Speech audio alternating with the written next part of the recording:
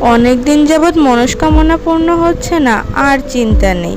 এবার রাধা অষ্টমী পুজোর মনস্কামনা পূর্তির জন্য করুন এই কাজগুলো, সমস্ত মনস্কামনা পূর্ণ হবে। ঘরে সুখ ও সমৃদ্ধির জন্য রাধা অষ্টমীর দিন রাধা সহস্রনাম স্তোত্র পাঠ করুন। শীঘ্রই বিবাহের জন্য অবিবাহিত মেয়েরা রাধা রানীর পায়ে গোলাপ ফুল অর্পণ করবেন। এতে করে বিয়ের পথে আসা সব বাধা দূর হবে। ব্যবসায় সাফল্যের জন্য রাধারানীকে একটি রৌপ্য মুদ্রা অর্পণ করুন, আর সেই কয়েনটি একটি লাল কাপড়ে বেঁধে নিজের লকারের মধ্যে রাখুন।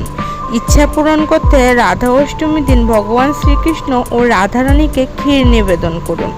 রাধারানী পুজোর দিন কিন্তু শুধু রাধার পূজা করলে হয় না, কৃষ্ণের পূজাও করবেন। হলুদ বা লাল রঙের পোশাক পরবেন। এই দুটি রং খুব পছন্দ করেন রাধারানী। এই রঙের মালাও আপনি পরাতে পারেন।